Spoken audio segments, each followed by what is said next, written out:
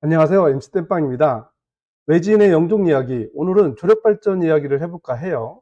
조력발전소가 영종도 그리고 강화도에 만들어질 뻔했죠. 만들어지는 게 추진되다가 지금 뭐 유야무야 됐어요. 그래서 그것들이 어떻게 됐는지 말씀드려보고 왜 이렇게 됐는지 그리고 앞으로 어떻게 돼야 되는지를 한번 검토해 보도록 하겠습니다. 참고로 MC 땜빵은 에너지 공학 관련된 일을 했었어요. 그래서 에너지에 대해서 좀 객관적으로 말씀을 드릴 수 있을 것 같거든요. 조금 더 전문적으로 말씀을 드릴 건데, 물론 조력 발전을 반대하시는 분들이 꽤 계실 거예요. 그렇지만 반대하시더라도 제대로 된 정보를 가지고 같이 토론을 필요하지 않을까요?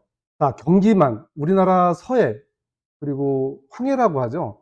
여기가 조수간만의 차가 굉장히 큽니다. 그래서 어릴 때부터 교과서에서 우리는 배웠잖아요. 세계적인 최적지다.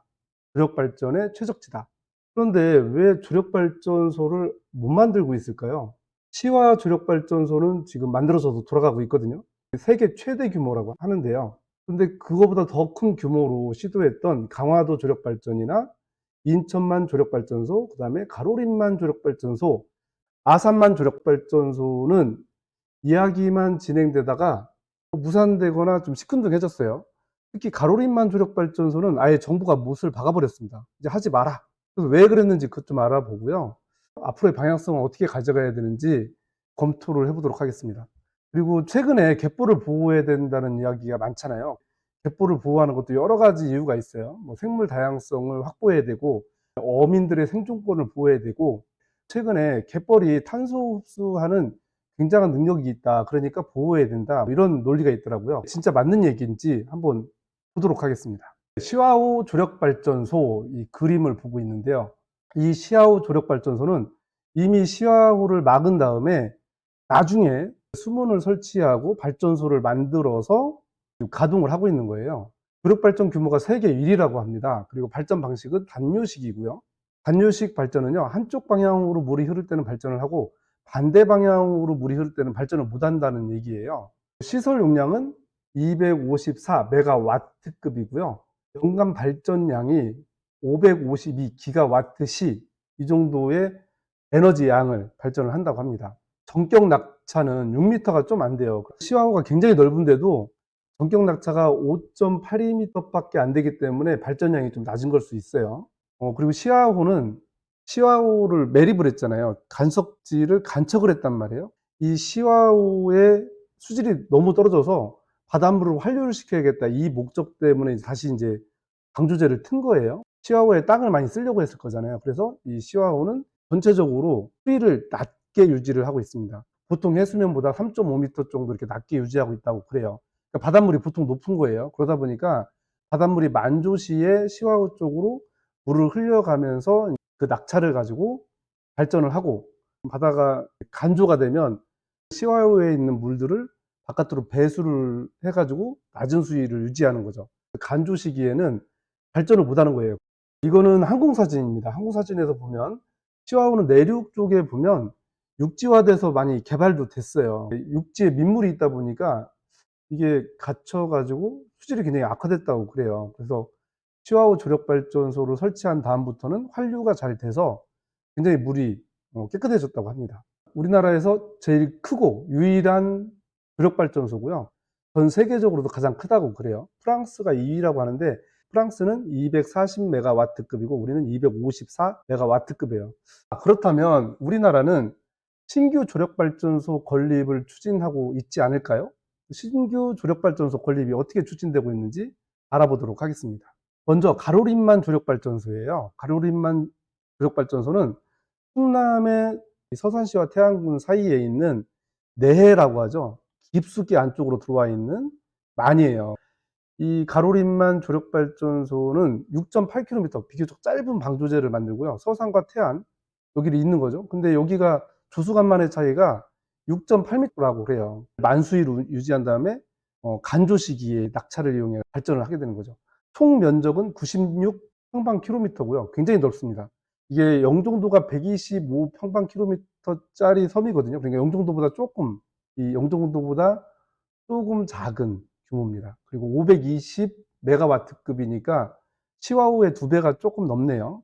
연간 생산량은 950기가와트십니다. 굉장히 큰 거죠. 터보 발전에서 발전을 하려고 이렇게 했다고 합니다. 그 다음에 인천만 조력발전소가 있습니다. 인천만 조력발전소는요, 영종도하고 강화도 그 사이예요. 그래서 뭐 장봉도하고 영종도를 잇고, 장봉도하고 강화 서측 남단을 잇고, 영종도하고 이쪽 동검도라고 하는 부분으로 연결을 해서 굉장히 크게 만드는 거죠. 제가 볼 때는 우리나라에서 시도하려고 했던 조력발전소 가운데는 가장 큽니다. 방조제 길이도 18.3km니까 굉장히 먼 거리예요. 이렇게 만들고 가로림만에 비하면 3배 긴 방조제를 만드는 거죠. 엄청 깁니다. 영종 강화의 7.7m 부수 간만의 차이를 이용해서 발전을 하게 될 거고, 총면적은 157평방킬로미터래요. 그러니까 이거는 영종도 전체 면적보다 훨씬 큰 거예요. 그런데 놀랄만한 일이 있습니다. 1320메가와트급 조력발전소라고 하는데요. 이게 엄청난 규모입니다. 왜 그러냐면 원자력 발전소가 1기가와트급이 있거든요. 보통 그 정도가 되는데 이게 원자력 발전소 한 기보다 더 큰 규모인 거죠. 그러니까 왜 우리가 원자력이 굉장히 위험하다, 그리고 뭐 처리까지 하면 굉장히 오래 걸리고 하니까 원자력을 극구 반대하시는 분들이 계시고, 그분들 중에는 뭐 친환경 운동자들 계시잖아요. 그런 분들이 보실 때는 원전을 하나를 안 줘도 돼? 아니, 굉장히 큰 주력 발전소죠. 연간 발전량이 2414기가와트시예요. 엄청납니다. 이 수자원공사에서 이거 추진을 했는데, 최근에 제가 수자원공사에 계신 분께 혹시나 싶어서 여쭤봤더니 아직도 관심은 있으신데, 요즘 이제 건설 단가가 엄청 올라갔잖아요. 그래서 그런 것들이 좀 문제가 된다, 뭐 이런 이야기를 하시더라고요. 그리고 강화조력발전소가 있어요. 강화조력발전소는 7.8km 방조제만 만들어요. 그래서 이게 서검도라고 하는 조그만 섬이 있는데, 서검도, 교동도, 강화도, 성모도를 연결해서 이렇게 만드는 거예요. 그 뭐 공사비가 1조 7천억, 8천억 이렇게 든다고 그랬대요. 지금은 좀 늘어났을 건데 812메가와트급이라고 합니다. 조력발전소를 만들고 시와호보다 약 2배 정도 되는, 그 정도 되는 조력발전소를 만들려고 했던 것 같아요. 연간 1536기가와트시 뭐 이렇게 에너지를 생산할 계획이었다고 합니다. 그리고 이제 마지막으로요, 하나 더 있습니다. 아산만 조력발전소인데요. 아산만 조력발전소는 여기 삽교천이 있는 데죠. 2.5km 방조제, 굉장히 작습니다. 조금만 공사하면 돼요. 평택과 아산간을 연결하고요. 여기가 7.9m 정도 낙차가 된대요. 그러니까 제일 낙차가 커요. 여기가 낙차가 큰 이유가 있어요. 부수간만의 차이가 발생하는 이유가 달의 중력에 의해서 물을 땡겨가는 거예요. 보통 큰 바다에서는 그게 수평이 금방금방 이루어지고 있는데, 이렇게 길게 뻗은 만에서는 물이 쫙 쏠려가가지고 끝에 부분을 싹 쳐주는 그런 효과가 있다는 거예요. 빠질 때는 확 빠지는 효과가 있어요. 그래서 보면 아산만이 경기만 일대에서는 제일 깊으니까 이런 조수간만의 차이가 가장 크지 않을까, 이렇게 생각을 하고 있습니다. 총 면적은 31평방킬로미터니까 그렇게 큰 건 아닙니다. 그리고 2조 원 정도의 건설비가 든다고 하고요. 254메가와트급 조력발전소고 연간 545기가와트시를 생산한다고 해요. 한국 동서발전에서 한다고 했다는데, 이게 시와호하고 비슷한 규모잖아요. 254메가와트급. 근데 시와호보다 좀 좁은 공간에서 하는 거죠. 발전량은 좀 많아요. 많은 이유가, 이거는 만조시에 물을 가뒀다가 간조시에 발전하니까 발전량이 시와호보다 훨씬 더 크게 될 수 있는 겁니다. 시와호는 오염된 시와호 물을 한류시키기 위해서 하다가 보조적으로 만든 느낌이지 않을까, 뭐 이런 생각이 듭니다. 네, 가로림만 주력발전소를 보고 계십니다. 이 가로림만은요, 이 굉장히 깊은 내를 갖고 있어요. 여기가 물이 차면 잔잔하게 물이 그냥 올라왔다가 물이 없어질 때 그냥 내려가요. 파도가 없습니다. 바다 같지가 않고 호수 같아요. 이 가로림만이 주력발전소를 만들게 되면 하루 발전량이 520메가와트시라는 거예요. 그리고 연간 발전량이 950기가와트시예요. 1973년도에 박정희 대통령이 지시를 했다고 그래요. 주력발전소 할 수 있는데 한번 찾아봐라. 1980년도에 가로림만 후보지가 선정이 됐다고 합니다. 그리고 나서 2006년도에 갑자기 신규 계획을 추진합니다. 이때쯤이면 제 생각에는 우리나라가 선진국 대열에 이렇게 막 들어서기 시작할 때쯤이 아닐까, 뭐 그러면서 신재생 에너지, 탄소 중립, 뭐 이런 얘기들이 있었을 것 같아요. 세계적으로는 뭐 기후협약이나 이런 얘기들이 있으니까 2007년도에 포스코 건설이 서부발전하고 같이 이거를 추진하게 됩니다. 총 건설비를 1조 원 내외로 잡았고요. 2012년도에 환경영향평가를 했는데 반려가 됐어요. 2014년도에 환경영향평가를 했는데 또 반려가 됐어요. 조건부로. 총 건설비가 1조 8천억으로 늘어나서 이게 뭐 사업성이 있냐 없냐 뭐 이렇게 얘기를 했다고 하더라고요. 근데 이때 당시 안희정 충남지사가 여러 번 방송에 나와가지고 이거 가지고 이제 주민 뭐 갈등 해소하고 그랬던 걸 뉴스로 본 적이 있어요. 근데 이게 찬성하는 쪽과 반대하는 측이 있을 거 아니에요.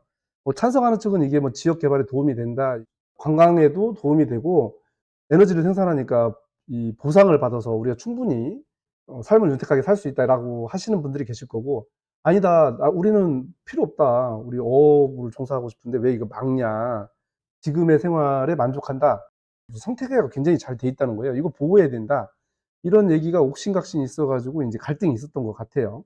그래가지고 어떻게 됐냐, 2016년도에 해양부에서 해양보호구역으로 지정을 해버려요.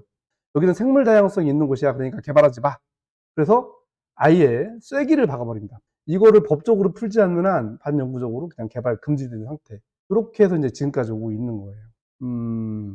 뭐랄까, 약간 아쉬움이 남지만 뭐 이렇게 그냥 정치적으로 막 이렇게 반대 찬성하다가 이렇게 결정이 됐습니다. 제가 볼 땐 정치적으로 결정이 된 것 같아요. 자, 그 다음에 우리가 볼 때가 어딜까요? 이제 새로 신규로 추진하고 있는데 강화도로 한번 가볼까요?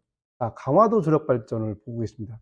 강화도는요, 약간 좀 특이하게 여기가 접경지대잖아요. 그러니까 북한하고 마주보고 있어요. 한강이 김포를 통과해서 김포와 강화 사이에 있는 바다. 이걸 또 강이라고 또 하는 분들이 계세요. 이걸 여마라고 하더라고요. 그러니까 소금물이 흐르는 강, 이 사이로 이렇게 쭉 있습니다. 그리고 그걸 넘어와서 이제 강화도 위쪽으로 물이 타고 와서 교동도 섬하고 북한하고 그 사이에 있는 쪽으로 물이 빠져요. 그리고 교동도하고 강화도 사이로 물이 들어와서 손모도 사이로 이렇게 빠져가는 이런 식의 물길이 형성이 돼 있거든요. 근데 여기에서 교동도하고 강화도를 방조제로 막고, 서검도하고 교동도를 막고, 그다음에 서검도하고 성모도하고 막고, 그리고 성모도하고 강화도를 또 막는 거예요. 그러니까 네 개의 방조제를 만들어서 여기 섬 사이에 있는 약간의 내해 같은 개념을 가지고 발전을 하겠다는 거죠. 서검도하고 교동도, 서검도하고 성모도, 그다음에 교동도하고 강화도 사이에 있는 이 방조제들은 간문만 있어요. 그래서 만수시에 물을 받을 수만 있게. 그리고 성모도하고 강화도 사이에 있는 이 밑에 있는 방조제만 주력발전소를 설치를 하는 거죠. 그리고 낙차를 이용해서 발전을 하게 됩니다. 자, 이거에 대해서 한번 어떻게 이야기가 진행됐는지 보도록 하겠습니다.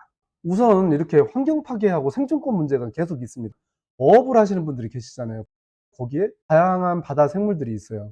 그러니까 이건 끊임없이 얘기됐던 것들이에요. 이거 무시 못하죠. 당연히 이런 얘기가 있어요. 그런데 여기 강화도하고 성모도하고 교동도는요, 갯벌이 다른 지역에 비해서 많지 않아요. 왜 그러냐면 이 강화도도 원래는 섬 두 개였는데 이게 간섭지, 그러니까 그 갯벌들을 매립해서 많은 농토를 확보를 했습니다. 이거는 예전에 고려시대에 여기가 강도라고 해가지고 개경을 버리고 이쪽으로 천도를 했잖아요. 그러니까 강도라는 의미가 강에 있는 또, 섬, 이렇게 해서 강도라고 했대요. 거기 귀족들하고 왕족을 먹여 살리려고 보니 식량을 많이 농사를 져야 되잖아요. 간석지를 메꿔가지고 간척을 많이 했다는 거예요. 그리고 교동도도 섬 사이사이를 다 메꿔가지고 땅을 엄청나게 만들었어요. 그리고 성모도도 간척을 해가지고 땅을 많이 만들었거든요. 우리나라의 간척지는 대부분 일제시대 때 했거든요. 갯벌의 절반 정도를 다 간척지로 해가지고 땅을 만들었어요. 농사를 짓게 했는데 일제시대 훨씬 전에 이미 고려시대에 강화도하고 성모도하고 교동도는 갯벌이 많이 줄어든 상태였던 거예요. 그러니까 갯벌이 많이 없습니다. 하지만 항구도 있고 갯벌이 여전히 있긴 하죠. 이것들을 보호해야 된다, 이런 논리가 있는 겁니다. 그리고 또 다른 논리가 있어요. 접경지대인데 범람 위험이 크다. 북한과의 갈등 이야기가 있을 수 있다. 북한이 반발할 수도 있다. 그것 때문에 여기서 무력 충돌이 벌어지거나 혹시나 그거 갖다가 무력 시위로 연평도 같은 포격 사건이나 이런 것들이 일어나면 어떠냐, 이렇게 이제 걱정스럽게 말씀하시는 분들이 계신 거예요. 충분히 말씀하실 수 있죠. 왜냐하면 이 사리가 제일 클 때가 백중사리라고 하는데 바닷물이 굉장히 높게 일어나는 거죠. 그러면 지금도 인천의 그 소래포구나 거기 있는 시장들은 비도 안 오는데 이렇게 물이 넘친다는 거예요. 그러니까 백중사리 때 한강이 범람하면 어떻게 할 거냐, 이제 그 얘기를 하는 거예요. 교동도하고 송무도하고 안전하게 있지만 이걸 막으면 그럴 문제가 있다. 뭐 이런 논리가 하나 있고요. 제가 예측을 한번 해봤거든요. 제가 살던 곳이 금강 하구 쪽에 부여하고 익산 그 사이에 이제 하구 쪽에 살았어요.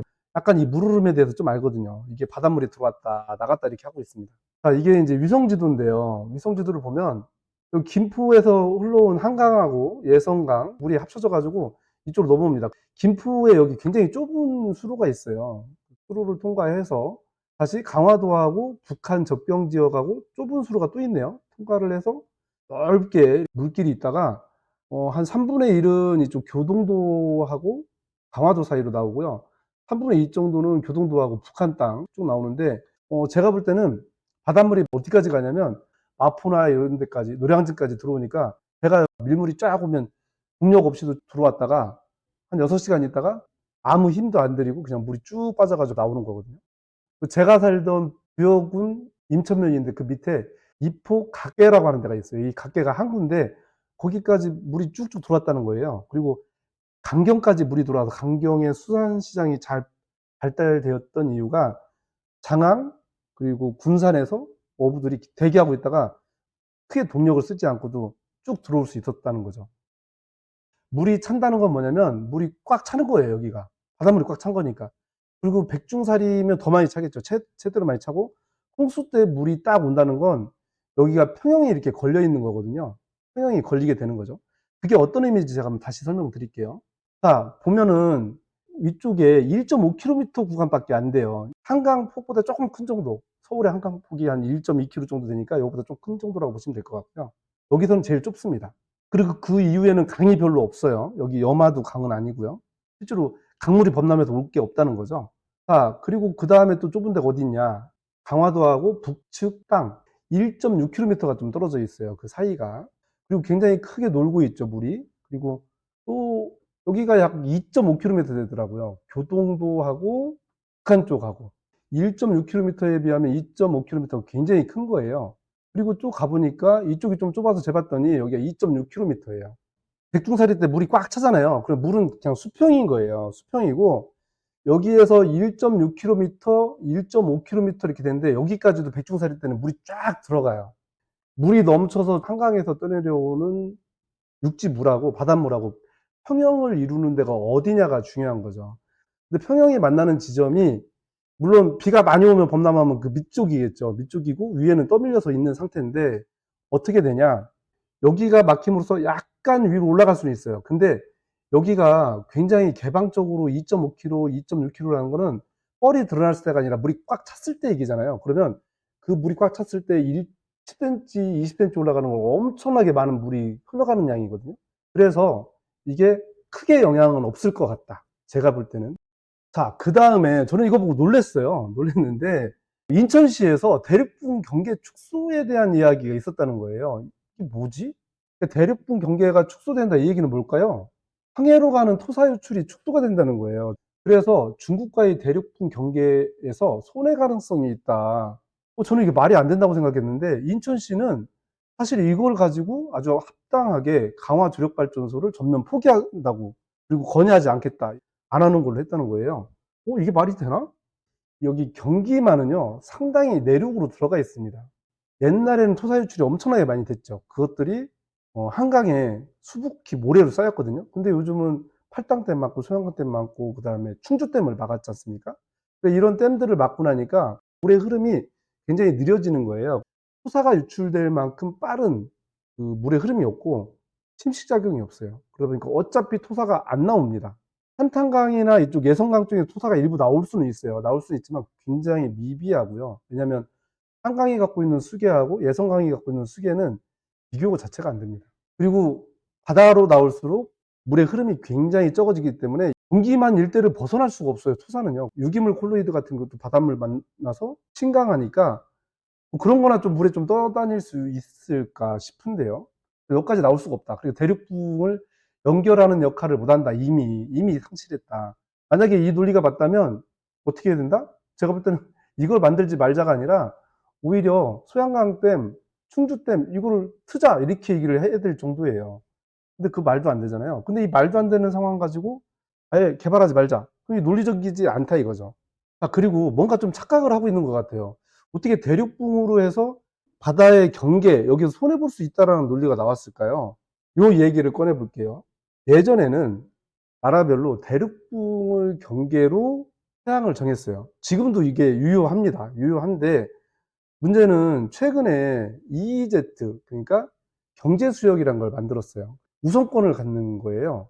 예전에는 EEZ가 없을 때는 대륙붕 경계가 제일 1순위였는데 지금은 EEZ가 1순위고 그 다음에가 대륙붕 경계예요. 지금 중국하고 한국하고 이 사이가 EEZ만 가지고도 겹치거든요. 그러니까 그걸 가지고 논의를 해야 돼요. 대륙붕 경계를 논할 때가 아니거든요. 이런 얘기 들어보시지 않았을까요? 우리나라가 산유국의 꿈 해가지고 막 제7광구, 이거 영화도 있고 뭐 노래도 있지 않았나요? 제7광구가 굉장히 유명한데 우리나라가 야, 일본 니네 말이야, 니네 옆에 있는 그 땅, 바다 밑에 땅, 그 땅 말이야, 우리 쪽에서 대륙붕 연결된 땅이야. 그러니까 그 우리 거야. 우리가 개발 권한이 있어. 라고 선언을 했어요. 또 일본이 보니까 거기까지 해령이 있고 깊은 바다 밑에 골짜기가 있다는 거예요. 그걸로 이제 갈려져 있는 거죠. 한국, 일본의 경계선이 그 골짜기다. 한국이 주장하니까 일본이 깜짝 놀래가지고, 아뿔싸, 야, 7광구가 지금 석유가 나온다는데, 이거 어떻게 해야지? 둘이 협정을 합니다. 한일 공동개발 협정을 해요. 50년간 같이 하자. 그렇게 했는데, 이때 이제 한국은 후진국이었잖아요. 개발도상국이었잖아요. 그러니까 기술이 없는 거죠. 일본은 이때 당시 엄청난 선진국이었습니다. 일본의 기술 가지고 개발을 해서 나눠 갖는 걸로 이렇게 협약을 했는데, 또 일본이 개발을 안 했대요, 지금까지. 협정 체결한 게 1979년도입니다. 그런데 말이에요.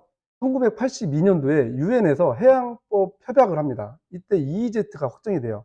그러니까 200캐리, 해안선에서 360km까지는 경제적인 주권을 주장할 수 있다. 선언이 된 거예요. 한일 공동개발 협정은 2029년도에 협정 만료가 됩니다. 그래서 우리가 한동안 시끄러웠잖아요. 야, 이제 협정 만료가 코앞인데 이거 해지되면 대륙분 경계가 무력화되고 그거보다 우선시 되는 게 EEZ인데 일본이 다 갖는 거 아니냐. 우리 신문 중에 그런 게 있었어요. 사실상 그거를 막을 방법이 없다. 그러니까 대륙분 경계 축소로 인천시가 강화조력 발전을 전면 포기했다는 거, 이거는 진짜 앞뒤가 안 맞는 얘기예요. 그러니까 환경파괴나 생존권 이거로도 얘기가 안 되니까 접견지대 범람 얘기하다가 이게 아니고 대륙분 경계 축소 때문에 안 된다라고 확정을 지은 것 같은 느낌? 뭐 제가 볼 때는 합리적이지 않은 결정이라고 생각합니다. 갯벌의 탄소 흡수 얘기입니다. 블루카본이라고 하는데요. 2009년도에 유엔 보고서에서 처음으로 등장한 용어라고 해요. 블루카본이 기후 위기를 막을 수 있다. 바다에서 탄소를 흡수한다. 그래서 이 맹그로브나 아니면 바닷속에 있는 그 조류들이 광합성을 한다는 거죠. 근데 탄소 흡수 속도가 단위 면적당 뭐 육상 생태계보다 50배 이상이 크다는 거예요. 근데 이게 아마 전체 바다는 아닌 것 같아요. 왜 그러냐면 전체 바다에서 흡수하는 블루카본하고 육지 전체 생물군, 그러니까 식물에서 빨아들이는 탄소하고 양이 거의 비슷비슷하더라고요. 그러니까 이게 그 생물에 따라서 밀도가 압축적으로 50배 이상은 될 수 있지만 그게 전체적으로 다 하는 건 아닌 것 같아요. 그러니까 왜 염생식물이 다 사는 게 아니잖아요. 보통 갯벌에 염생식물이 없는 경우도 많기 때문에 이거는 일정 부분 한계가 있다. 이렇게 받아들여집니다. 블루카본이라고 지정된 몇 가지만 그런 것 같아요. 뭐 최대라고 하는 거 보니까 뭐 맹그로브나 뭐 조류식물 그리고 염생식물 이런 것들만 한정지어서 생각할 수가 있습니다. 지구 전체적으로 육상 평균과 거의 비슷한 양의 탄소를 흡수한다겠죠. 수천 년에 걸쳐서 탄소를 계속 저장할 수도 있대요. 육지보다 훨씬 더 저장이 잘 된대요. 갯벌은 블루카본으로 인정받지 못했어요. 왜 그러냐면 갯벌 자체가 그렇게 많은 탄소를 흡수하진 않아요. 그렇지만 이걸 블루카본으로 인정받고 보호를 해야 된다. 그래서 우리나라가 이제 갯벌 공화국으로 불린다는 거예요. 그래서 갯벌을 보호하자. 이런 얘기를 하고 있는 거죠. 이게 되면 주력발전 또 못하겠죠? 더 말씀을 드려보도록 하겠습니다. 대한민국 갯벌은요, 총넓이가 2443 평방킬로미터예요. 이게 한 7년 전보다 약 한 10% 정도 준 거래요. 뭐 간척도 많이 했고, 새만금이라든지 뭐 이런데 간척을 많이 했잖아요. 누적된 탄소량은 1,300만 톤 정도에 달한다고 해요. 최근 빙하기 이후로 이렇게 퇴적된 거라는 거예요. 근데 이 탄소가 누적되는 건 대지에서 유기화합물, 콜로이드 형태로 이렇게 전달이 돼서 바다에 와가지고 소금물을 만나서 침전돼가지고 생긴 탄소가 제일 많을 거예요. 근데 그거 말고 탄소를 실제로 흡수도 한다는 거예요. 연간 한 26만 톤 내지는 49만 톤 이 정도의 이산화탄소를 흡수한다. 이게 이제 서울대 연구 논문이에요. 그러니까 이걸 가지고 블루카본으로 인정받아야 된다라고 하는데, 일단 이게 아직까지 블루카본으로 인정받지 못한 건 노출이 돼 있잖아요. 그러니까 이게 막아놓고 실험한 게 아니라서 다른 데서 만들어져서 여기 와서 축적된 걸 수 있다라고 하는 요 의심을 아직 못 풀었다는 거죠. 그래서 요걸 푸는 게 지금 관건이라고 합니다. 제가 볼 때는 풀기 굉장히 어렵거나 풀어도 실제로 이렇게 탄소 흡수량이 많을 것 같지는 않습니다. 거기에 염생식물이 살고 있지 않는 한 그냥 갯벌은 안 될 거예요. 그건 그냥 제 예측인 거고요. 감인 거고, 공학도로서. 자, 말씀 더 드리겠습니다. 제가 드리고 싶은 말씀은 이건데요. 전력 1kWh 굉장한 에너지인데요. 이게 어느 정도냐면요. CO2 0.4kg을 흡수하는 양이에요. 이 양이. 이게 굉장히 중요한 겁니다. 이걸 말씀드리는 건 그 다음 걸 보시면 알 수 있습니다. 강화조력발전소가 아까 얼마라고 했죠? 1536기가와트시 연간 이 정도 생산을 한다고 했잖아요. 그럼 이게 얼마의 양을 CO2에 필적하냐? 이렇게 된 겁니다. 탄소 환산으로 치면 CO2 61만 4,400톤을 흡수하는 효과하고 똑같아요. 그러면 여기 61만 톤이잖아요. 이 강화도, 성모도 이 조그만 거, 여기는 갯벌도 많이 없다고 했어요. 왜냐하면 매립을 많이 했기 때문에. 이 조그만 공간에서 발전할 수 있는 게 대한민국 전체 갯벌에서 발생할 수 있는 게 작게는 26만 톤, 크게는 49만 톤인데 이걸 31만 톤으로 하면 최대 2배 많은 탄소를 흡수할 수 있는 거예요. 갯벌을 보호하는 것보다 이걸 써서 차라리 전력 발전하고 원자력 발전소를 하나 없애든지 화력 발전소를 몇 개 없애는 게 훨씬 더 효과적이라는 거죠. 한국 갯벌의 탄소 흡수량이 2배 되니까 무조건 보존이 좋다, 그건 아닌 것 같고요. 제가 볼 때는 조력 발전을 하면 해야 된다. 전체적으로 탄소 발전을 줄여서 기후 위기, 그러니까 탄소를 줄여가지고 온도를 낮추면 전체 갯벌에 또 도움이 되잖아요. 왜냐하면 온도가 올라가서 해수면이 상승하면 갯벌이 그만큼 없어지는 거니까요. 그러니까 갯벌 일부를 좀 내어주고 써서 효율적으로 전체 갯벌을 보호한다, 이런 개념으로 볼 때도 조력발전 하는 게 낫지 않을까? 뭐 이런 걸 한번 논의를 해볼 수 있다는 거죠. 자, 조력발전 세계 최적지 경기만 조력발전은 어느 세월에 되냐? 이 강화도 조력발전, 인천만 조력발전, 그리고 가로림만 조력발전, 아산만 조력발전이 있는데요.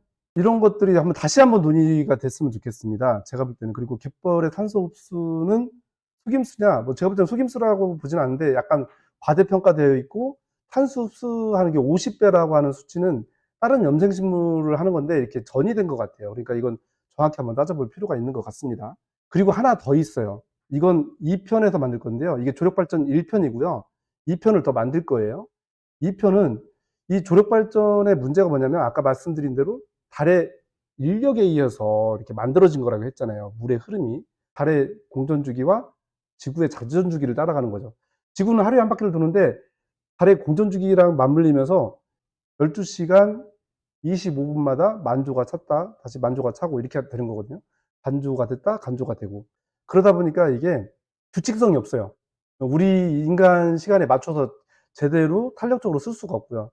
이게 만조 시에는 발전량이 거의 없다가 간조 시에만 발전량이 굉장히 커질 수 있거든요. 그러다 보니까 이게 쌓인 곡선을 탄단 말이에요. 그러니까 발전량이 많아졌다가 적어졌다가 많아졌다가 적어졌다 하니까 이게 균일하지 않으니까 이 에너지를 제대로 써먹기가 어렵다는 단점이 있어요. 요것만 극복되면 나머지 문제들까지 극복하면서 쉽게 만들어질 수 있지 않을까. 근데 이거 관련해 가지고 한국에서 여러 개 특허가 나왔더라고요. 그 특허 기술을 가지고 다음번에 조력 발전 어떻게 계속해서 지속 가능한 발전이 될 수 있는지 설명드리도록 하겠습니다. 외주인의 영종 이야기, 오늘은 좀 특별하게 조력 발전 이야기를 했습니다. 조력 발전을 반대하시는 분이나 찬성하시는 분이나 요거 좀 보시고 이걸 알고 나서 더 논리적으로 좀 협상이나 토론을 했으면 좋겠고요. 저는 뭐 합리적인 결론이 나오면 어떤 결과든 상관없다. 대신 정확한 정보를 기반으로 토론을 해야 된다라고 생각을 하고 있습니다. MC 땜빵은 땡방 라이브라고 하는 퀴즈를 운영하고 있습니다. 땡기지 플러스를 설치하시면 되는데요. 이 영상 마음에 드셨다면 땡기지 플러스 앱을 설치하시고 땡방 라이브에 참여하셔서 상금 받아가세요. 상금 최대 상금 50만 원 드리는데 그거 말고요. 허준이라는 개그맨 아시죠? 허준 개그맨이 MC를 보고 있는 허준의 동의보감, 이 퀴즈쇼를 매주 하거든요. 매주 1,000만 원씩 상금을 드리는데 아직 사용자가 많지 않습니다. 여러분 꼭 가입하셔서 매주 1,000만 원 상금의 주인공이 되셨으면 좋겠습니다.